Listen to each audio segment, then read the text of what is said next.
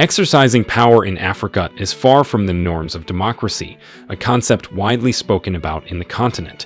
In the history of many African countries, there are leaders who ruled for very long periods, and some are still in power today. This sums up Africa's reluctance to accept democracy, which is one of the reasons why African leaders cling to power for so long. Africa also has a culture of follow the leader, elder, or strong man. However, do you think democracy is good for Africa and other developing countries? We have analyzed several African leaders and have come up with 12 reasons why they cling onto power, and we will be letting you know about them in this video. Let's go. 12 reasons why African leaders cling to power. 1. The magnetic effect of wealth. Most African leaders own wealth and possible resources to enable them remain in office. This is a reason which accounts for their stay in power for a long time. African leaders are some of the wealthiest persons in the continent. It is certain that they can lose their wealth if they have to step down from power, and their potentiality will face prosecution. Former 38-year ruling president of Angola, Dos Santos, was long accused of transferring government funds to a small group of elites and his own family. His daughter, Isabel, who headed the state oil company from 2016 to 2017, was considered the wealthiest woman in the continent. It can be devastating leaving power after such volume of wealth has been accumulated. So, African leaders just try to cling to power for as long as possible. 2. Lack of elaborate succession plans. In Africa, one can easily notice that succession plans are not very clear nor made known to the public. Once a person ascends to power, very little is known about how long they will lead or who will take over when he or she steps down. Although state constitutions always have terms of leadership mandate included, they are often altered. To make matters worse, some call these constitutions papered but not pragmatic. In the Democratic Republic of Congo, for instance, President Joseph Kabila was in power till 2019 since his father, who was also president, was assassinated in 2001. It was not acceptable that he should run for a third term of office in 2016, but the government spokesman Lambi Mende said the polls could be delayed because of a nationwide census, which will last for 3 years despite opposition actions. This is an indication that in some African countries, what is written as constitution is not strictly followed, giving leaders impetus to cling to power. Let us know you are interested in this topic by liking the video and subscribing to The New Tourist. These help this video reach more people. Let's get to the third reason. 3. The leaders have a strong political backing. African leaders cling to power is because they have a strong political backing that can help them remain in power for as long as possible. For example, the president of Cameroon, Paul Biya. His ruling party, the Cameroon People's Democratic Movement, is the largest and most represented at the National Assembly. The party has massive representation in all regions of the country amidst other parties. It is normal that, with such a massive political support, Paul Biya is likely to cling to his position as president, even though the country has term limits. Many experts have said countries lacking effective political opposition are vulnerable to constitutional coups. Several African countries tout themselves as multi-party states, while some like Rwanda and Cameroon remain de facto one-party states. The president of Rwanda, Paul Kagame, has effectively been ruling since 1994. He secured another 7-year term in 2017 after getting support of almost 99% of the voters. 4. Corrupt electoral bodies and practices. Corruption is not only a threat common in Africa, but it is present in every other countries of the world, though the Western media makes it seem like corruption only exists in Africa. Corruption is plaguing almost all the sectors in African economies.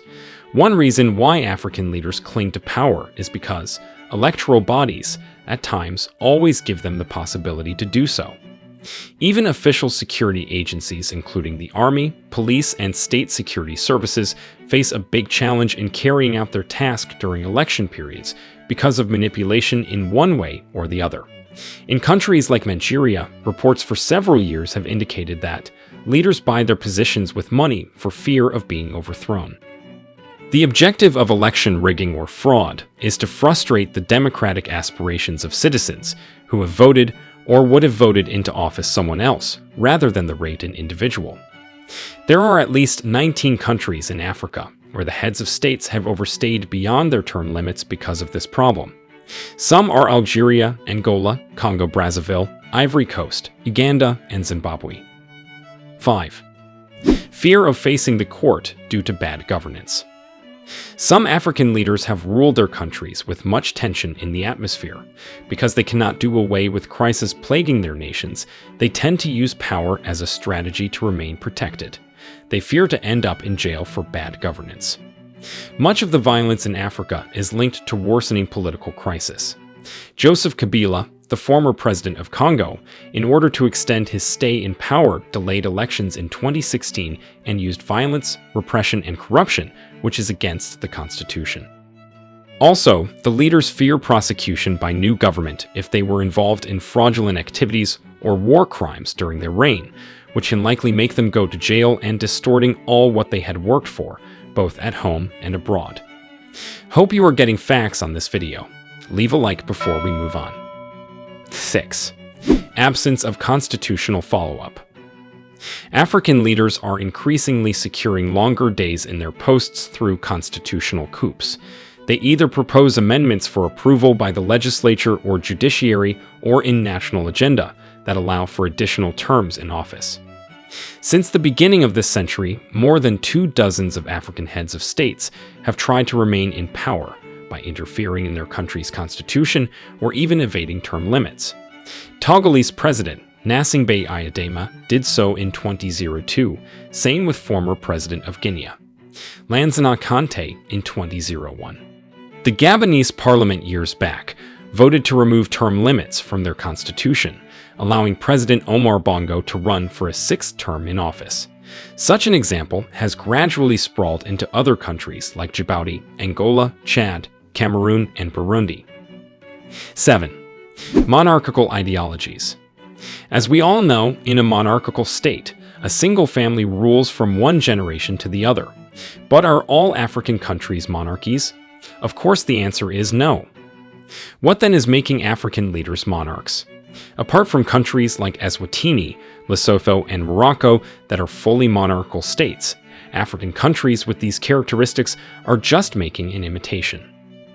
Many people think, and some are certain, that long-serving leaders in Africa are just trying to bring back the old system of monarchy. Some people say African countries need good monarchs with an agenda for development to lead their people without interruption or distractions from oppositions and elections. Look at Paul Kagame of Rwanda, for example. Let us know what you think in the comments. 8. Weak democracies and lack accountability. Before we began this video, we made mention of the fact that democracy in Africa is not yet a reality compared to how people talk about it. Most leaders in Africa, before ascending to power, use the term democracy to show to the population how things will change in the future. Once they attain their goals, it becomes very difficult to implement this policy because of advantages they see up there. In most cases, a winner of elections has an advantage of using money to buy off regions before elections and make sure that the opposition does not have equal access to run for office. They even block entry into media, amongst others. Former President of Burundi, Pierre Nkurunziza, who stepped up to power in 2005, announced that he will run for a 3rd term of office. His opponents saw this as a breach of the constitution. Since his re-election, several Burundians were killed in clashes with security forces, and many others went seeking asylum abroad. With this freedom to alter democracy, African leaders are sure of clinging to power. 9. Failed military coups. Another reason why African leaders cling to power is because they have the ability to crush down military coups against them. Most coups in Africa have been declining for much of the past 2 decades. 10 years before 2021, there had been on average less than 1 successful coup per year in the continent, according to United States researchers Jonathan Powell and Clayton Thine. Most African leaders no longer see coups as a threat. The Sahel region, including countries like Burkina Faso, Mali, Chad, and Sudan, have experienced several failed attempts to overthrow the government over the years. With this, their leaders are assured that their position cannot be taken, hence they cling to power. 10. Security forces work hand in glove with the ruling class. This goes in line with what we earlier saw on electoral malpractices and challenges faced by the police and other security forces to ensure fairness in the process. 99% of military groups in African countries are working in collaboration with the authorities. This makes it easier for leaders to always consolidate their powers because of an assured military backing. Any attempt to get them off power will be crushed down.